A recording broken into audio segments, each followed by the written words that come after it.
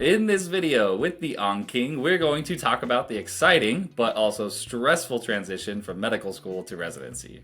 There is a lot to think about. How do you prepare yourself for the increased responsibility of taking care of your patients?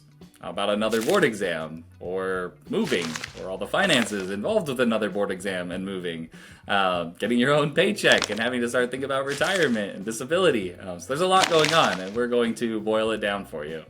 As a note, this video is sponsored by Doc2Doc Lending, and we're joined by two special guests. Dr. Zwade Marshall is the first one, who's the founder of Doc2Doc, which is a company that was founded by doctors and provides transition loans to help fourth years financially after they match and when they start residency. I'll let him introduce himself to you. Hey guys, it's a pleasure to be with you all. I'm Zwade Marshall, an anesthesiologist and interventional pain specialist. I have a practice in Atlanta, Georgia, and I went through the match transition, let's call it a decade ago. No need to get very specific. And I'm thrilled to talk with you all about my experiences and some tips and tricks from an old head, let's call it. You look younger than that. I don't know that I'd call you an old head. And one thing he didn't mention, one of the coolest things actually that Doc2Doc is doing recently is they're doing a UWorld Step 3 discount, which is super rare, and I'm really excited to talk about that. We're going to talk about it a little bit later as we're talking here. Our other guest is Dr. Ruby Hollinger. She's also known as Ruby in Medicine on Instagram. She's finishing up her intern year at Temple in Philadelphia, and she's here to share her advice as well on preparing for residency right from the thick of it. So I'll let her introduce herself to you as well. Hi guys, congratulations on matching, and I'm excited to be here and talk about how to prepare for one of the most challenging but also one of the best stages in your career. So thanks for having me, Nick. Yeah, I'm glad you could come. This is going to be really fun. So we're going to break this into 4 main sections or questions. The first one is what to do after match day, the hidden costs of residency, how to prepare for residency, and then lastly, how to study for step 3. So first, what to do after match day. The first thing I would recommend is just take a breath, take a breather. Congrats, this is exciting, and just take a week off and go celebrate your match because it is a huge accomplishment. You've spent years getting there. That would be my first recommendation. Ruby, I don't know. What about you? What would you recommend? Yeah, I mean, fourth year of medical school post-match is one of the most fun and relaxing times that you'll have had in a while or will have in a while after that. So make sure to enjoy it, schedule time with your family and friends. And when you do spend that time with your family and friends, get a sneak peek at big events that might be coming up in the next year because as everyone knows, residency schedules are tight, and the earlier you know about events you're trying to attend, the better chance you'll have to be able to move things around and attend them. So little sneak tip to do that. I didn't, and it's a lot trickier to move things around later. And so once you've had some downtime and processed the fact that you finally know what you're going to be doing and where you're going to be going for the next few years, you'll naturally start to think about where you're going to live. And I think that's a really important one. In fact, my advice to people interviewing out here is, I just said take a week off, but like at least where I live here, like everything goes up for sale because there's a bunch of residents right in March and right when people match, and that's when you really need to start looking. And if you wait a month, a lot of the housing may be gone. So looking into that is really important. Looking into the cost of living, it's going to vary very widely. Where you're at in Philadelphia is going to be quite a bit different where I am in rural Pennsylvania. But that's important. Starting to think about a budget, moving. You're going to want to schedule moving. I would book your moving truck really early. That's something that I didn't really think about, but it was kind of a struggle when I got to that point. Also considering how expensive that move is going to be. And the costs are going to go up a lot because everybody likes to move in summer if you think that's when school is out. So I would be really careful, book things early, budget appropriately for all of that. Plan for movers if you can. And then one thing we talked about, and Ruby and I had both agreed would be a good idea, is getting into town a little bit early, a few weeks. I did not do that, and it was quite stressful. Like you get there, you move in, everything is crazy, and then you start residency and have no free time. It was kind of wild. Yeah, I mean, if you can get in a couple weeks in advance, I think that would be great to get settled. I got there about a week ahead and it was enough time. It worked out fine. But if you have the chance, it might be worthwhile to go a little earlier. Yeah, I definitely agree. The hidden costs of residency. So it turns out that residency, you're getting paid well, but there are a lot of things that are going to come into play, and you're not making an attending salary yet. One recommendation I would make, and this is not right as you transition, but get disability insurance while you're a resident because you can get huge discounts on it, and having disability insurance to protect your future career is really important. Kind of along those lines, health insurance as well, you should think about. Make sure that you're not lapsing any coverage as you're moving, going from one place to another, because sometimes that new health insurance isn't going to kick in for a little bit. You may want to contact your future program and ask them about that. And I think one of the big things I want to talk about, because it was really impactful to me, was moving costs. I moved from Utah to rural Pennsylvania, so pretty much across the country, and it was really expensive. So just considering, we got some people to help us load the truck. We got a truck, we drove that truck and one of our cars, and we shipped our little car across the country. And it was also when gas was really expensive in the middle of summer. And all of that together was over $7,000. I had a very similar experience. I moved from Florida to Philadelphia, so across the country the other way. And this is one part of the whole process that really surprised me, because I received my last student loan disbursement in January of fourth year, and that was supposed to last until graduation in May. But then you don't actually get your first paycheck for residency until the end of July or even August. So then there's these a couple months where I had no money at all, because I just didn't realize that I was supposed to save money to move from my student loans. And even if I had thought of that, I don't think I could have, because the loans they give you aren't supposed to cover that time. They're just supposed to last until May. So I don't think it would have been possible anyway. And there's all these other expenses from your rent, because you need to get first month, last month deposit a lot of the time, and then the physical actual moving, like Nick said. And then there's all these other costs, like getting your ACLS and BLS recertified is a couple $100, other onboarding tasks, and then, like we were just saying, UWorld and the Step 3 exam. It all ends up being really expensive, and way more expensive than I expected. That's a lot, Ruby. And back to the top of this session, Nick said, take a breath. Take a breath, guys. It's scary. It can be really stressful to think about all the things you have to spend money on. But you take it one day at a time. And this video should help you be more thoughtful about what's coming in the future. So one of the main things that Ruby just said is that you won't get your first paycheck until August, likely, possibly middle of July. So you need to have a buffer built in to your savings to have a few months of rent covered in a reserve account. And we like to say 3 to 4 months of rent, and that's to be conservative. All things budgeting should be done conservatively. So assume that things may cost about 15 to 20% more than you've been told, so that you're never going to be caught shirtless when the expenses are higher and you've got no money to cover. So be very careful there. And I think this is info that I got very early in my medical training. It's meet with financial advisors early, because your medical programs, your GME office, the ACGME department will have resources of advisors who will help you be really thoughtful about budgeting, about expenses, about even retirement planning while you're in training. Nick mentioned disability insurance. Some of these insurance products are so much cheaper if you got started while in residency, because the premiums go up quite a bit after you're done. So getting a start early, even though it may be a little painful to get an insurance policy while you're making what we make during residency, it's going to save you a lot more money in the long run. So this is where I got kind of stuck, because I suddenly had to have thousands of dollars to move and for rent to even start residency that I didn't have, like we were just talking about. And I started to rack up debt on my credit cards because I had no money, and then I had super high interest rates on those credit cards, and I was overwhelmed. And I knew I was making bad financial decisions, but I didn't know what to do about it. And so I started, what do we do? Googling. And that's where Doc2Doc came in for me. I got a residency relocation loan that covered the costs of my moving and my beginning month of rent, and also let me cut down my credit card debt to a much lower interest rate for me. So overall, it was just kind of a wiped out wiped out all my stress about finances for a second, and then allowed me to move forward with starting residency on a calm, good foot.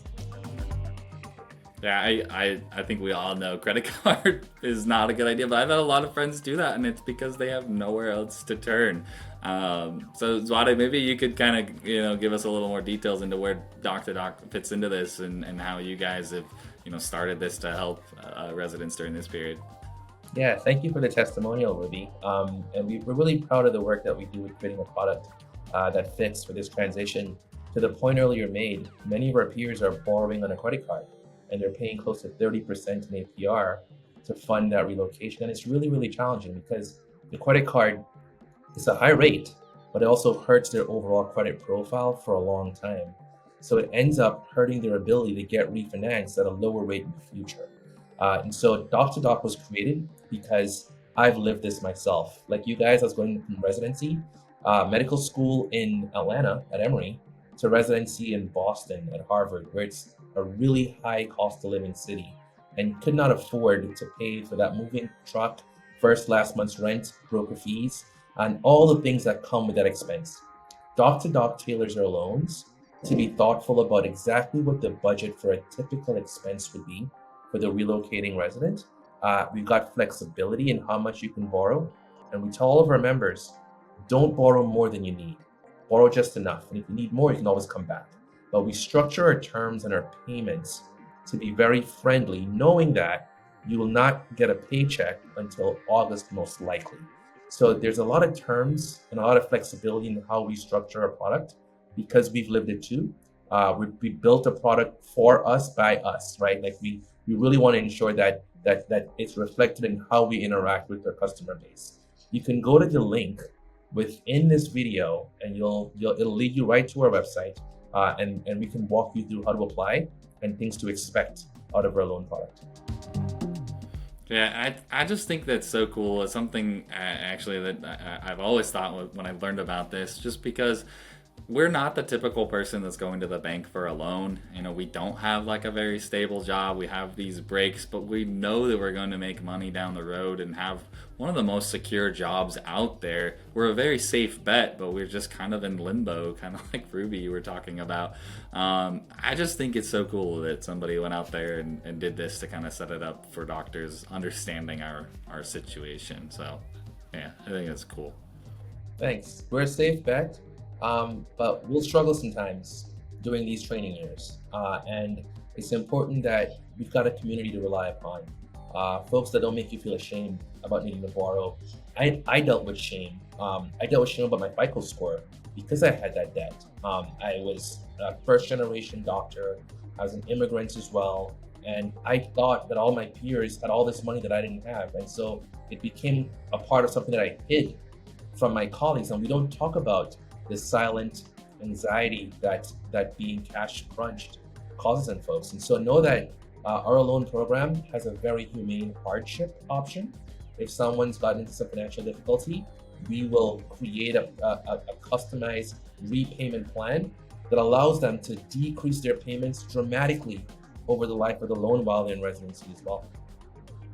That's so cool. That's awesome. I really just think it's awesome that we're out here helping our colleagues do this.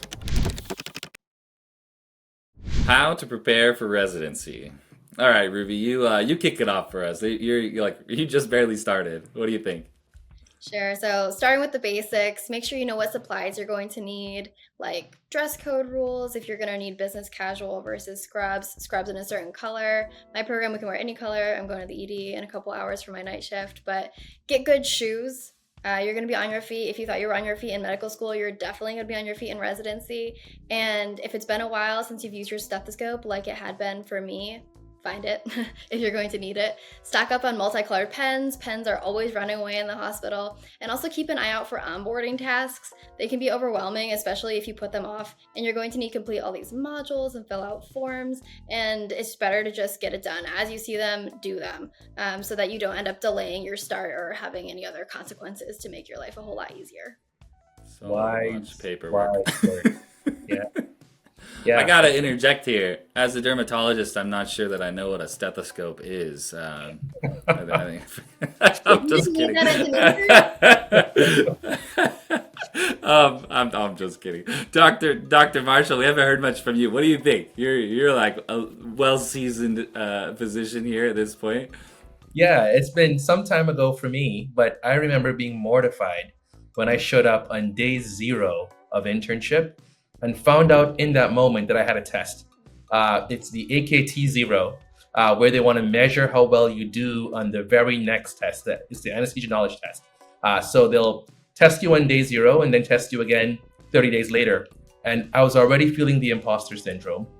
And guys, you're going to feel uncomfortable and know that everyone else in that room with you is feeling the exact same way, no matter how good of a poker face they have. So, one of the things you can do is do a little bit of reading, focus on your specialty, and do some research, some refresh, because oftentimes 4th year is the fun year, and we're not tied into thinking about real hardcore studying. But just browse through those books once again and ensure that you feel comfortable before you head into that first day. Yeah, I think that's a fantastic idea. And I kind of did that. I did a couple flashcards here and there all throughout intern year. Exactly. Yeah. And I think that if you liaise and coordinate with seniors, someone who's just a year or two ahead of you, get some of the insider scoop. You want to get good dictation software on your computers, on your workstations, and so you know what the helpful phrases will be. And also get the cheat code on what other things to expect that may not be in the brochures and the onboarding guides. And there's no better people to give you that advice than the folks who've done it before. Yeah, I'm not sure that the onboarding is even all that helpful. Sometimes it's just a lot of unnecessary forms and training. But like on the dictation note, if you learn the EMR well, it is going to benefit you for the rest of your life. I feel like you're either going to hate that or you're going to love it. I spent a lot of time learning how to use Epic efficiently. Asking other people. I actually did the Smart User Epic course, which if you have time to do is great. But it really helps to be able to move through your notes quickly. So I would definitely recommend that. Well, on the subject of the EMR, stealing dot phrases from, seniors, from other people, that will make your life a lot easier. I wasn't familiar with Epic, which is our EMR, when I was in medical school. So getting those early is really helpful, like they were saying, just to make things more efficient, because efficiency is really everything. Yeah, I definitely agree. I'm trying to think if there's anything else really, and I think, the other thing as you're heading into this transition, I talked a little bit about the last one, financially you need to be thinking about moving, but you also are going to have student loans that are going to become due the second you graduate. Unless you do something about it with the government. I don't know if you want to review that quickly for us, Ruby. You just went through it. Yeah, I mean, you could do a whole video on student loans alone, but I'll keep it brief here. By default, your loans will likely be going into repayment within 6 months after graduation. So make a plan in advance if you're going to start repayment. There are multiple different repayment options, refinancing, or also most residency programs will qualify for PSLF, or public service loan forgiveness. So you can register for that, set that up, and then if you decide not to go through with it, that's okay, there's no harm. But if you're gonna have payments count to it anyway, you might as well do it while you're in residency. So unfortunately, things are still up in the air with the SAVE plan, with like the federal government. So not a lot of information on that right now, but hopefully we'll have more knowledge on what's going to be happening with income-driven repayment plans soon. Yeah, I think it's a little out of the scope of the video here because, like you said, we could go into it forever. But I think the key is, be thinking about it. There's a lot of financial changes that are about to happen in your life, and you need to kind of, make sure you're staying organized. And I'll finish the prepare for residency section here by just echoing what you said, Dr. Marshall, that everybody in that room feels just like you. We're all deer in headlights. I'm 2.5 years into this. I'm still deer in headlights half the time. Absolutely. And it's a learning yeah, exactly, right? It is a learning process. It's a lifetime thing. So give yourself grace. Don't be hard on yourself, guys. This is a tough transition. It's an evolution in your medical training, and it's supposed to feel nerve-wracking. So know that you're not alone. We've all been there, and that's why we're doing this together, to kind of prepare you for it. And don't be afraid to ask for help, even from nursing staff, from anyone. I think if you're kind about it and humble about it, people want to help you and show you what's going on. So don't be afraid to ask for help. Yeah, yeah. Well, on that note, we're going to spin into our next topic, which is studying for step 3. How to study for step 3. My first advice would be I would start relatively early and kind of plan it out. Definitely want to be studying on your easier months or your elective months, because a lot of times, especially if you're inpatient, you're just going to be way too exhausted. Especially if you're not in EM or IM or family medicine, taking the test sooner can be really helpful because you're not going to get a lot of that in the day-to-day clinic. But Ruby, I know this was an adventure you just recently went upon, so why don't you tell us about it? Sure. So since I'm an ophthalmology prelim, I took step 3 in December. Honestly, I would have liked to have taken it even earlier, but that was just when it worked out for me when I could schedule the test. It is a 2-day test, which I kind of forgot, and part of it is cases instead of multiple choice. These are things that I found out way too close to the test. But you can't always control your schedule, so that's why I did it in December, and I made the best of it. As I studied, here and there, I did UWorld, and I did 10 questions here, 10 questions there along the way in the months leading up to the test. So I didn't have a dedicated period the way that you have for step 1 or step 2, but it still worked out okay. And Nick can go ahead and say more about how he studied.